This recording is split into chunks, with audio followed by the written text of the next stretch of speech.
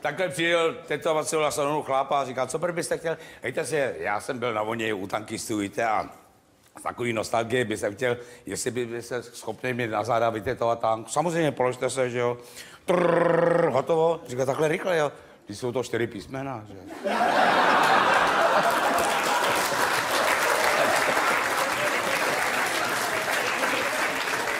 Blondýna jede v autě a teď si všimne 2 chlapy, úplně stejný, tak zastaví, stáhne okýnko a říká: Ježiš, vy musíte mít tak hodný rodiče.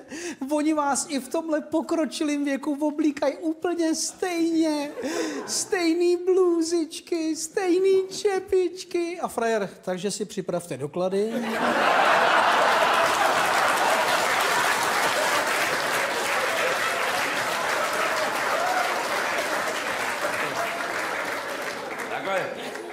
V Kanadě přijde chlap do zelení, říkal, co byste chtěl? Hejte, já bych si chtěl půlku hlávkového zelí. Říkal, no tak prosím, vedle si celý to malý. Ne, jak si půlku? Prosím, je to malý a neste to. Ne, jak si půlku? Prosím, jak to budu krajet, tak se jim to rozpadne. No tak to krajete po letech, že jo? Blíde dozadu, za vedoucí, říká, pane vedoucí, je tam nějaký hovado, jak se prej půlku hlávkového zelí. Otočí se, stojí za ním, říká, jo, a tady ten pán, že by si koupil tu druhou půlku, jako a vedoucí říká, hele, vy jste takový pohotový, já mám v Edmontonu velký obchodní dům, nechtěl byste tam dělat vedoucí? A říkal, tam já nejdu, tam jsou hokejisti nebo kurvy, tam někdo, no dovolte, tam bydlí moje manželka. Říká, a manželka hraje útok a nebo v obranu, jako.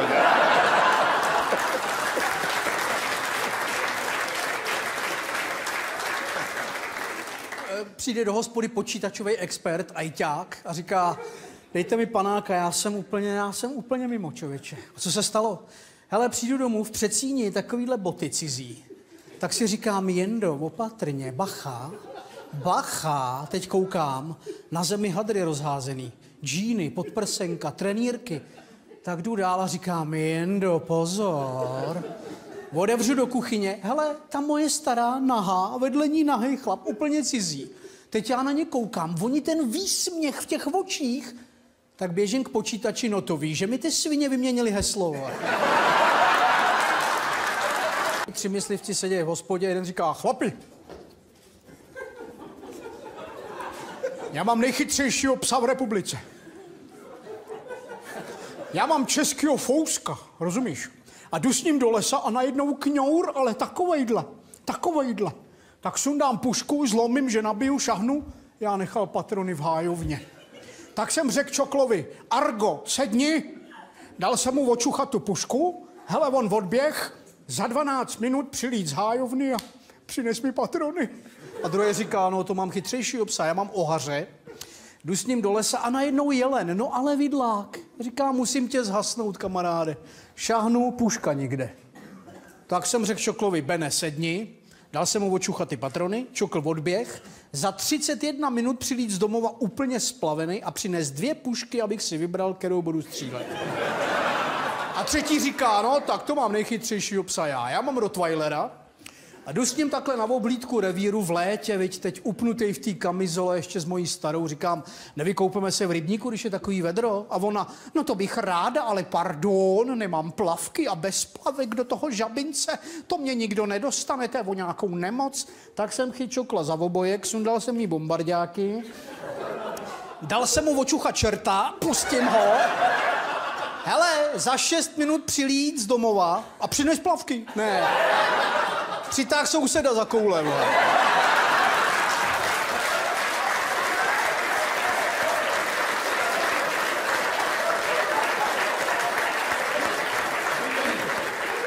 Přijde liška za vlkem a říká, hele, nemáme se na práci, co kdybychom dali přes držku tomu zajícovi? Říká, nemůžeme mu dát přes držku jen tak pro ní za nic. No tak si vymyslíme třeba, jestli má čepici, proč ji má, když ne, proč ji nemá, že jo? Tak jo, přijdou, ahoj zajíci, ahoj, prej, máš čepici? Ne, prás, bum, řák, hvízd, jo? Druhý den zase liška, pojď, zase dáme tomu zajícovi krásný přidržka, co si vymyslíme? No, třeba jestli má cigára, když by s filtrem, proč nemá bez filtru, když bez, proč nemá s filtrem, přijou, no za zajíci, ahoj, máš cigára? No a chcete s filtrem, anebo bez filtru? A liška říká, boj se ten kurva zajíc, on už zase nemá čepici.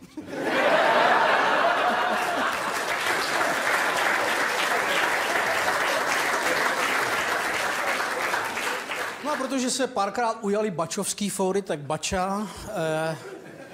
Bača přijde do prodejny a říká, dobrý den, prepačte, máte také tě fitlopty velké, také tě velké fitlopty.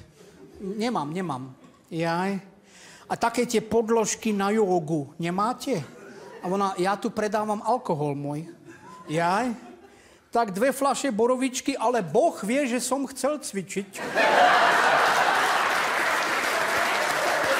Přijde pán na vyšetření na urologii a pan doktor říká, už jste u nás někdy byl? Ne, ještě ne. Aha. Onanujete? Jo?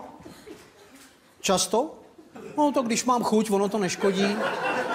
Tak s tím musíte přestat. Proč? Já vás jinak nevyšetřím.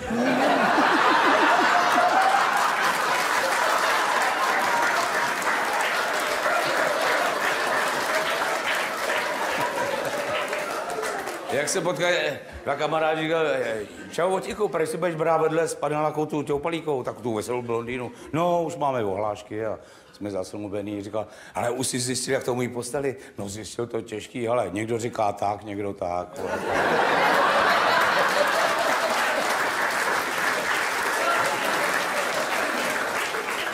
A pan primář přijde na vizitu a dobré ránko, tak s čím pak jste tady u nás? Hemoroidy. No a co vám s tím dělají? No, každý ráno přijde sestřička, má takovou špejli, na konci vatičku do tinktury, takhle mi to namaže. A potřebujete něco? Ne, děkuju. Dobrý. A vy? Taky hemoroidy. A co vám s tím dělají? No, jako kolegovi, no, přijde sestřička, špejli, vatičku do tinktury, namaže mi to. A potřebujete něco? Ne, děkuju. A vy? Krční mantle. A co vám s tím dělají? No, každý ráno přijde sestřička a špejli na konci vatičku do tinktury. A potřebujete něco? Jo, kdyby zítra začínala u mě.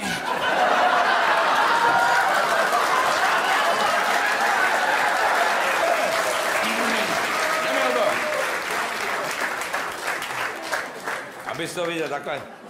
Ženská jede v tramvaje a najednou se ti něco tvrdého zezadu se otočí tam chlap baloňáčku. Říká, no čím vy dobytku to do mě dobete, vy hovado dobytku jeden prasáku. A říká, jak to? No vidím, jak máte napnutý kalhoty. Mladá paní, to má hned vysvětlit. My jsme dneska práci brali, víte, a pokladně neměla papírové peníze, tak mi to dala v rulice v 50 korunách, mám to tady v kapse. No snad si nemyslíte, že jo? No nic. Vystupuje na Karláku, otočí se, říká, hejte se, že jste dneska 3. brali, to vám věřím, jo. Že pokladně neměl ty papírový, že to máte v rulice, v kapse, to vám taky věřím, jo. Ale že vám z Václaváku na Karlák přidali, to už je moc. Ne?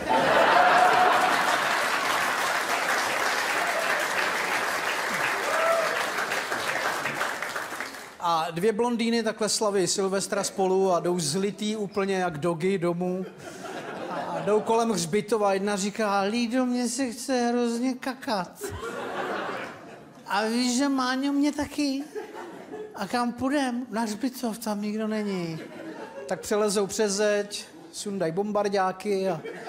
Hele, Lído, a čím se utřeme? Já se utřu kalhotkama. Já ne, já mám kalhotky za 2,5 tisíce, víš, takže já to přitáhne nějaký věnec, který nahmatá. Ráno se potkají chlapi od těch ženských a jeden říká, hele, tak ta moje Esmeralda přitáhla v 2:30 úplně na plech a bez kalhotek.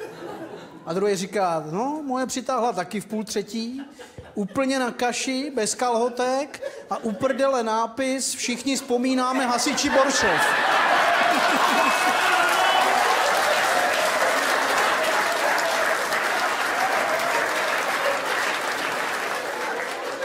Se potkají kamarádi, říká, Rudlo, co děláš, jsem tě dlouho nevěděl, říká, teď jsem začal prodávat nábytek, víš. Ty jo, dobrý, no, jak to jde, dobře, už mi zbyl akorát noční stolek, no.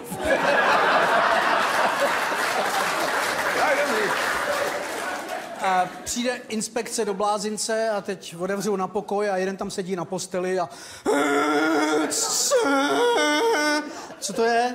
On myslí, že každou středu jezdí do Hamburku s kamionem. Aha, jo, tak jdou vedle, tam sedí druhej na posteli, drandí si Karla. On říká, Ježíš, a co tenhle? No ten, když odjede do Hamburku, tak ten mu zatím chrápe ze starou. Přijde takhle macháček k nějakému lidovému léčiteli, na prohlídku a říká, hejte se, namočte mi tady do zkumavky a poznám hned, co vám je, tak mu namočí, že jo, protože se to říká, tak pozor. Játra, dobrý, ledviny, pořádku, slinivka, jo, pozor, pozor, pan Macháček, jestli nepřestanete onanovat, tak budete mít tenisový loket. Říkal, prdela se, jsem v životě tenis nehrál, že jo, no. Přijde ke kamarádu, říká, hele, byl jsem u nějakého léčitele, prej podle moči, že pozná, teďka prej, že mám tenisový loket, jo. Hele, já jsem v životě nedržel tenisovou raketu v ruce, jo. Že tenisový loket, hele, víš co, jdi tam, on tě nezná, já smrdnu do té zkumavky, ty tam namoč malinko manželka, máte kozlu a ten smrdne, svalně, co ti řekne, víš.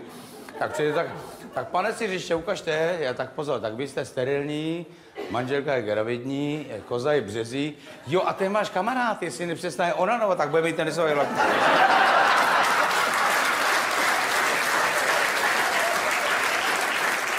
No takhle se ožerou jezedáci a jeden říká, hele, už jste někdy zkoušel s krávou? On říká, ještě ne. Pojďme si teda vsadit, kdo to s ní vydrží díl. Dobrý, se vsaděj, zaleze první ke krávě, vyleze asi za půl minuty a říká, kluci, já to vzdávám, to je nesmysl, to je blbost. Jde druhej, vyleze za půl hodiny a říká, no, 2 kusy, ale je to divný teda, člověče. Čekají na toho třetího, 2 hodiny, 3, furt nic. Tak jdou domů, ráno jdou do práce a on teprve vychází z té maštale, celý se klepe. A říká, ty jsi tam pigloval celou noc, jo? A on, já jsem ho omylem strčil do toho dojícího zařízení a ono to automaticky vypíná po 10 litrech.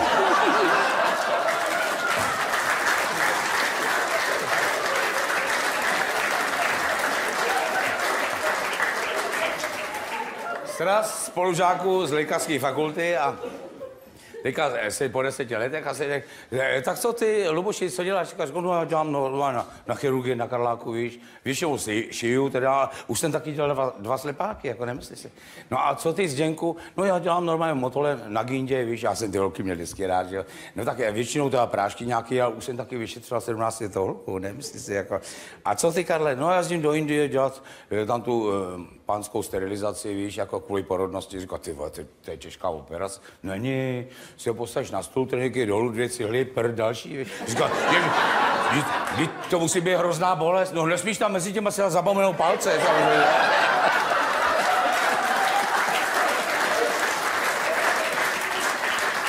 Ta 60letá paní flákne to s ní na ulici, tak ji odvezou do nemocnice a ona v tom kómatu najednou vidí Pána Boha a říká, proč si mě bereš k sobě? A on, ne, já si tě neberu. Ty tady budeš ještě 19 let, 30 dní a 18 hodin, takže máš času mraky. A ona se probere z kómatu a zavolá si ještě do nemocnice plastického chirurga, ten jí to vytáhne o 10 čísel doprava, o 30 dozadu, nechá si ušít nový prsa, ostříhat, nabarvit vlasy, nalakovat nechty, nalepit řasy, vyleze před nemocnici, sanitka je po ní, že? Teď vidí toho Pána Boha a říká, si děláš srandu? Si říká 18 let a on, sorry, já tě nepoznal, vole.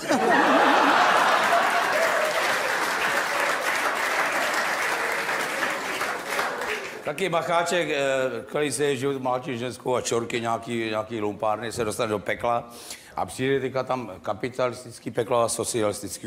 Jdu do kapitalistického, odevře tam ženský, cigára, šampaň, kaviár, jointy nějaký. Říká, ty vole, chlapi, a v čem je to peklo? No jednou za měsíc přinesou prkno s rybíkama, víš? Na to si lehneš, přijde pární válec a přijede ti. Říká, ty vole, tak to já ještě zkusím to socialistický. Tak jde do zase ženský, kaviár, buchty, jo, cigára. Říká, chlapi, a v čem je to peklo? No jednou za měsíc přijde prkno s rybíkama, na to si lehneš, pární válec přijede tě. Říká, ty vole, to je jako v tom kapitalistickém. Říká, no není, vole. A jednou nejsou hřebíky, jednou není válec, pak zase nejsou.